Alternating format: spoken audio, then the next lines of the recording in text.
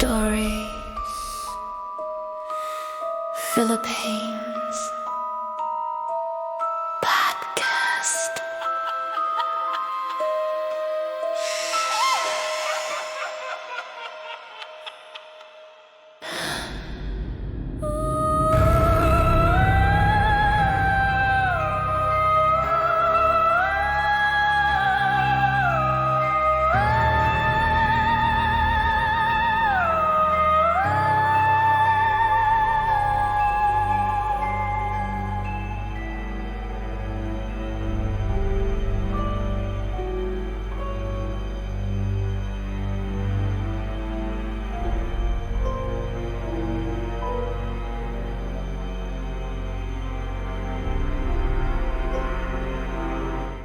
The Darkness premieres this episode, touching on scenes and themes some may find deeply unsettling. Listener discretion is a necessity. The flickering light of a single kerosene lamp struggled against the deepening night in the small barrio of Santa Cruz. It was the night before Noche Buena, December 24th, 1985, and a sense of unnatural quiet had fallen over the usually boisterous Christmas Eve preparations. Lola Corazon, her face a map of deep creases and untold years, was stirring a thick pot of chocolate. The air should have been sweet with cocoa and the promise of ham, but tonight a different scent seemed to cling to the humid air. A faint, metallic odor like old rain mixed with something unpleasantly organic. Outside, the bamboo wind chimes were silent, not even the whisper of a breeze disturbed the hanging paroles that lined the narrow dirt road. Her grandson, a boy named Jomar, lay curled on a mat in the corner, trying to sleep, but his small body twitched with a tension he couldn't name. He knew the stories. Every child in the islands knew the stories, but they were usually tales for the dark nights of the lean season. Not for the brightest night of the year, the night of the Christ child's coming. The folklore was clear. The aswang, the shape-shifting ghoul of the Philippines, was said to be most active when the community was most vulnerable, most distracted, or most deeply asleep. And what time was more distracting, more communal, and later more deeply sleepily vulnerable than the Christmas Eve feast and the midnight mass? Lola Corazon watched the shadows on the wall, and they seemed to stretch and shift, far too large for the single light source. She clutched the rough wooden crucifix hidden beneath her saya, her lips moving in a silent prayer, not just for protection, but for the safekeeping of the small unborn child next door, whose mother was due any day now. It was said the aswang had a terrible hunger for the unborn. Tonight, the joyful expectation of Christmas felt like a snare, a bright light drawing a terrible winged thing from the surrounding endless blackness of the cane fields. A sudden sharp sound, like a large animal landing heavily on the nipa roof, froze the blood in her veins. It was not the sound of a Christmas song. It was the sound of hunger. I am Paul, and you're listening to Stories Philippines podcast. The paradox of Christmas in the islands is a stark one. It is a season of unparalleled light, of communal joy that stretches for months, a time when the world should be safest, wrapped in the warmth of faith and family. Yet it is precisely this intensity of light and celebration that, in the shadows of the old stories, seems to draw out the deepest darkness. The aswang is an umbrella term for a host of folkloric creatures from the Visayan regions and beyond, is a perfect inversion of the Christmas ideal.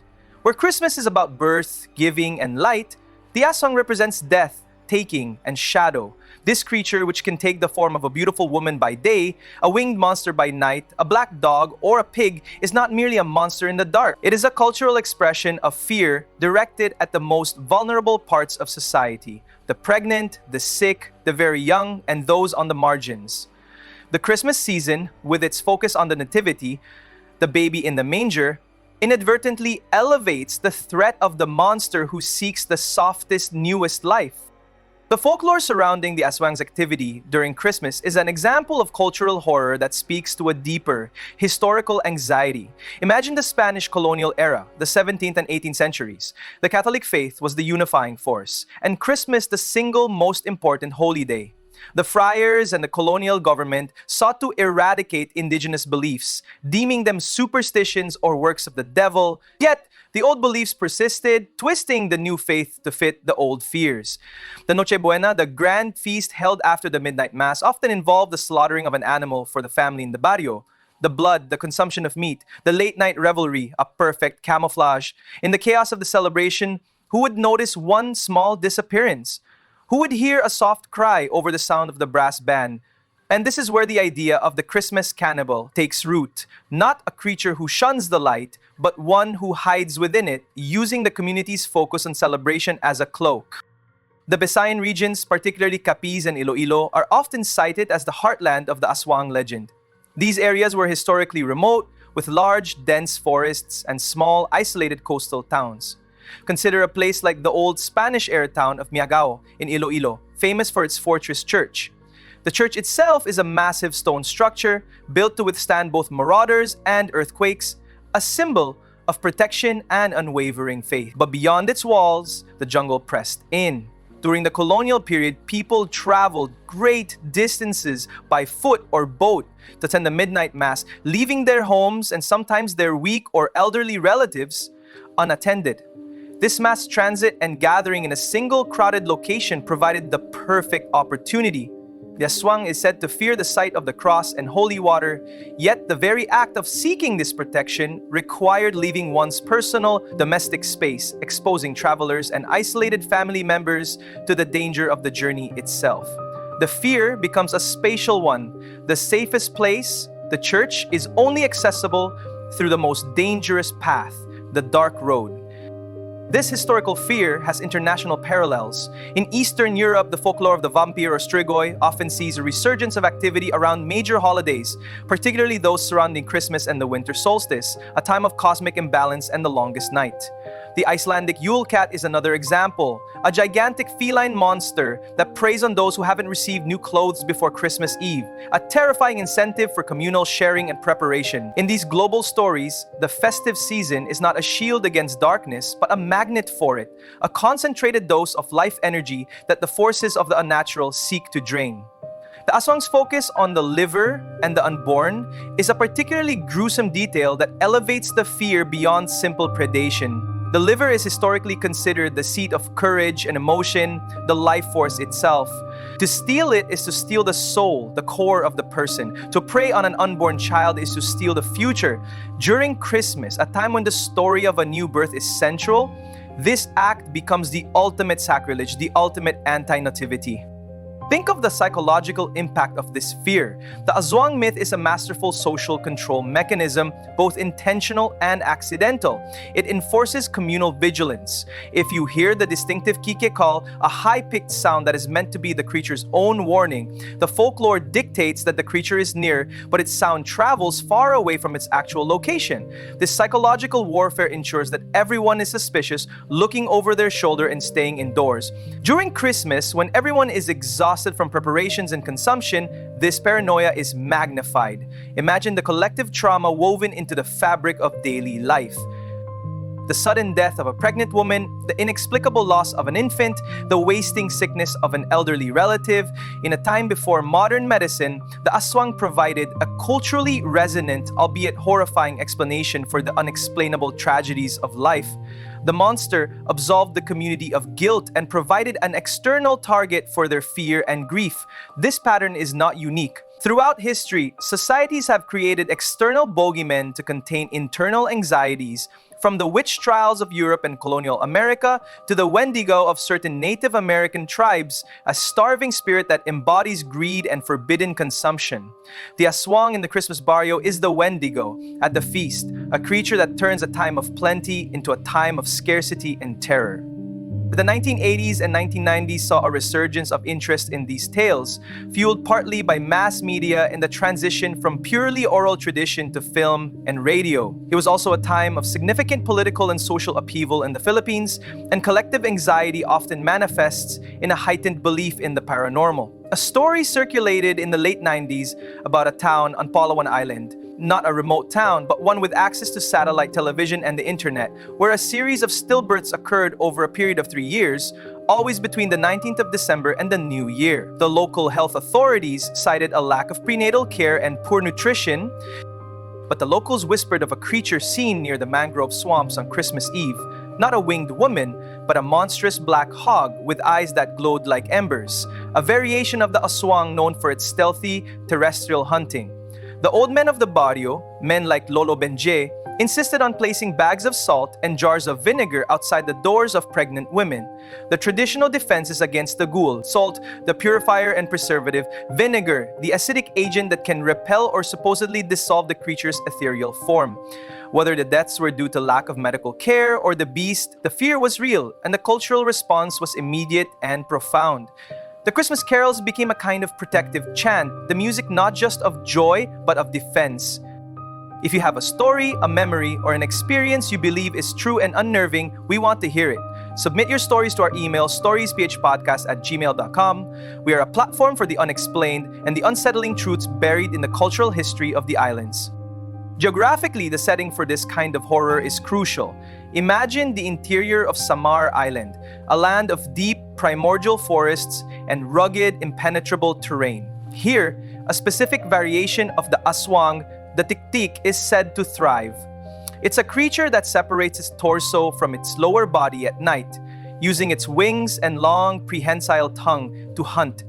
Picture a remote sitio nestled high in the hills where the journey to the nearest town takes a full day on foot. The houses are made of nipa and bamboo, their light, fragile construction offering little in the way of true protection. On Christmas Eve, the air is cool, carrying the scent of pine and damp earth. A young woman, Rowena, a recent mother, is trying to comfort her colicky infant, Miguel. Her husband, Elias, is one of the many who have traveled down to the main town for the mass and the grand market. And she is alone, save for her own growing dread. The sound of the tik-tik is described as a tick-tick-tick sound, faint and high-pitched when the creature is near, loud and close when it is far. The inversion is the key to its deception. Rowena hears the sound faint and far away, high above the rustle of the coconut fronds. Tick-tick-tick.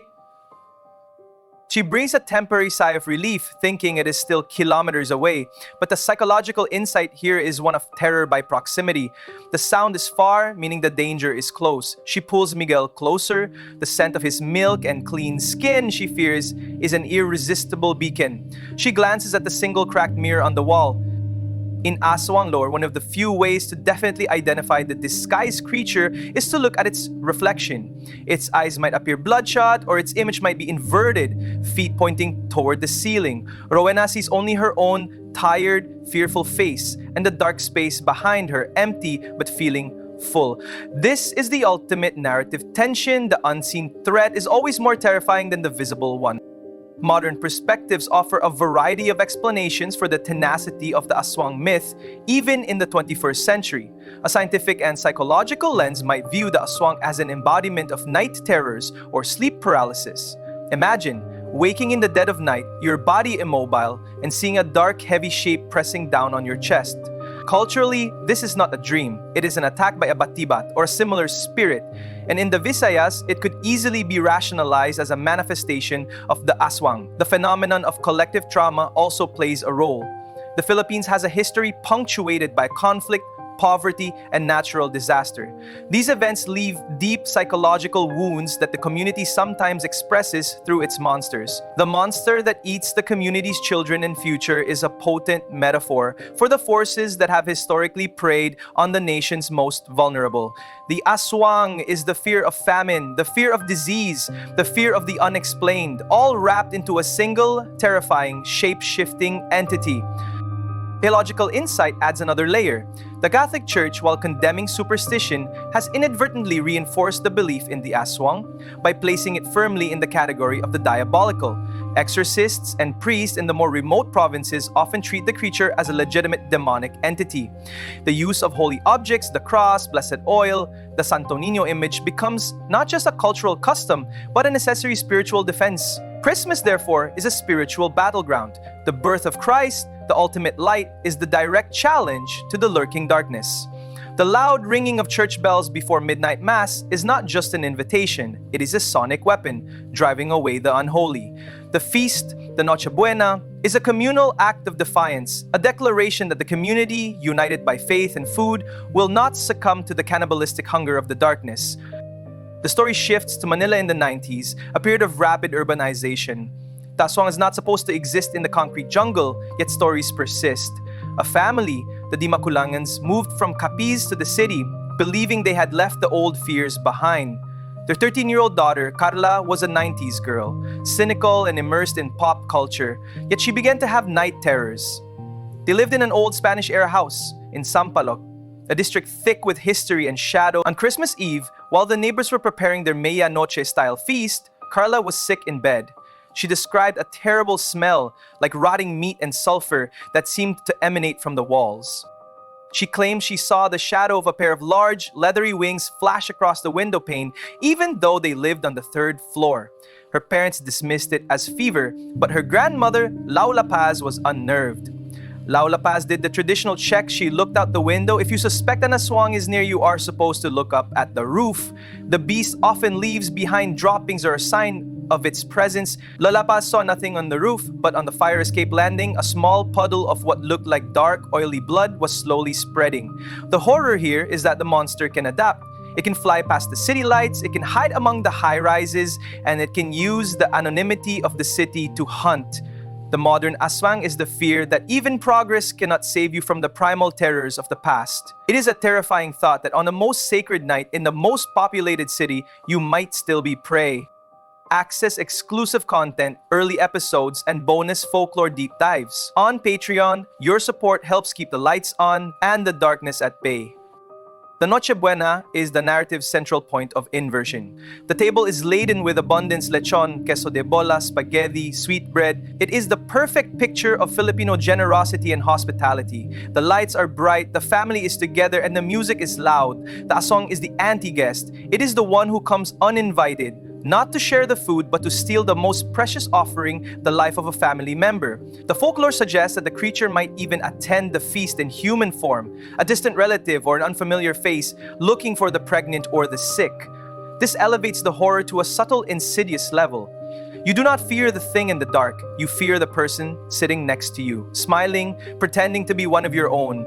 The Christmas Cannibal is the ultimate betrayal, turning the moment of communal trust into the moment of ultimate danger. Follow us on social media for daily folklore facts and updates on our next dark journey into the Philippine night. The story of Jomar and Lola Corazon ends not with a bang, but with a terrifying silence. After the heavy landing on the roof, a prolonged scratching sound began, moving slowly across the nipa in the direction of the house next door. Lola Corazon knew. The mother, Elena, was in labor, and the creature knew too. The sound of the kikik was a faint, mocking echo in the distance, pulling attention away. Lola Corazon did the only thing she could. She took a bamboo shard from her floor, dipped it in a jar of her homemade pungent bagong shrimp paste, a substance said to be an extreme irritant to the creature's delicate senses, and with trembling hands she lit the end, making a small temporary torch. She knew she couldn't fight it, she just needed to disrupt it, to drive it away from Elena for a few crucial moments. As she stepped out into the absolute darkness, the overwhelming smell of the bagong fighting this strange metallic tang in the air, she saw it. Not a woman, not a dog, but a silhouette against the faint glow of the distant town lights. A hunched figure with impossibly long arms and a mouth that was a wide, vertical tear in the blackness. Its eyes, the only things that reflected the light, were large and yellow, fixed not on her, but on the house next door. She threw the flaming bagoong tip shard not at the creature, but toward the corner of Elena's house, hoping the foul smell and the sudden light would startle it. The creature let out a sound that was not a shriek, but a low guttural hiss of pure, frustrated hunger, and with a terrible rush of air, it launched itself into the night, disappearing over the tops of the coconut trees. Lola Corazon stood there, shaking, the smell of bagong and fear heavy on her tongue. The silence returned, more terrifying than the noise. She did not know if she had saved Elena or merely delayed the inevitable. The Christmas star was bright, but tonight it felt cold. So the inversion of the Noche Buena is complete. The night of the Christ child's birth, the night of hope and light, becomes the night of the monster's feasting, a reminder that even the deepest faith cannot fully banish the shadow of ancient primal fears. The aswang on Christmas Eve is the ultimate expression of the horror of the profane invading the sacred, the cannibal at the banquet table. It makes you question every kindness, every smile, and every moment of shared peace. What if the most dangerous time is not the darkest night, but the brightest? The monster you fear is often the face you see in the mirror after you realize you are alone. Do not forget to like, subscribe, follow, and share this podcast. Support the podcast financially in ways you can find in the show notes. Thank you once again, and see you next week for another episode of Stories Philippines Podcast. Good night, and have a wonderful Christmas spirit to all.